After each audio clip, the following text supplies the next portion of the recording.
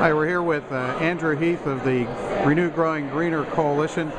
Andrew, there's a lot of activity in the Rotunda today and all day. Can you tell me a little bit about what the coalition's been doing today? Absolutely. Today was our Renew Growing Greener Day at the Capitol. We've had some of our coalition members and supporting organizations, which we're now up to 200 across the state, come into Harrisburg. We have display tables out in the main rotunda. We did a number of legislative visits. I want to say we conducted over 30 legislative visits today. We had a briefing for any member that wanted to come at 4:30 this evening, and we had about a 15-20 minute conversation about what Growing Greener has done, where it's come from, where we want to see it going in the future. And right now, going on behind me is a wonderful cocktail reception for all the members of the General Assembly, and I think we've had a fantastic showing so far.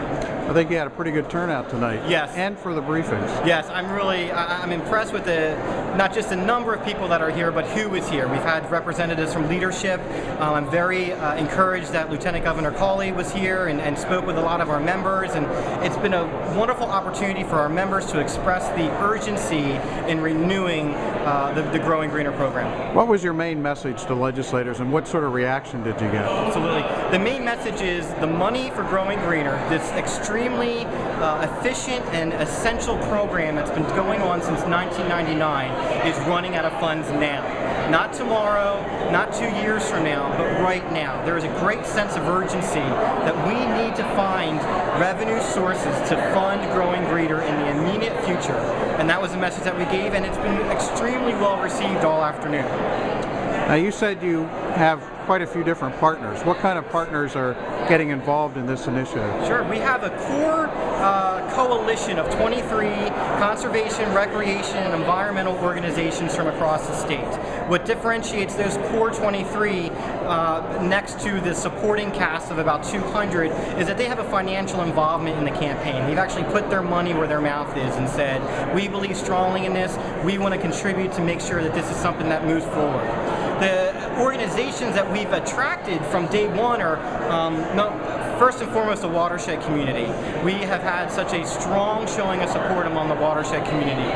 John Doss and the Foundation for Pennsylvania Watersheds is actively involved in everything that we do day to day. On top of that, a lot of the land trusts are very actively involved in giving us their support. We've just began to branch out to government entities. We're seeing counties up in the Northeast passing resolutions in favor of Growing Greener. We're starting to see them trickle in from the Southeast and also from the western part of the state. So we really are targeting and we're attracting a wide array of citizens across Pennsylvania. They're not all environmentalists, they're not all sportsmen, they're not all watershed participants. It really is a vast cross-section of everyone across Pennsylvania. For those who may not be familiar with Growing Greener, can you give me a little thumbnail about what it is and what's done? Growing Greener was initiated under Governor Ridge in the General Assembly back in 1999. It was a $650 million investment in the environment to not just protect it, but to restore it, and actually to make Pennsylvania have one of the strongest environmental investment possibilities in the country. Money was given to agencies that they could then give out to grants to organizations that were doing work across the state. In 2002, Governor Schweiker in the General Assembly actually doubled the program, brought in much more revenue, elongated the life of the original life of 5 years. And then in 2005, Governor Rendell, seeing the importance in Growing Greener, had encouraged the bond referendum that took place, and we passed the bonds.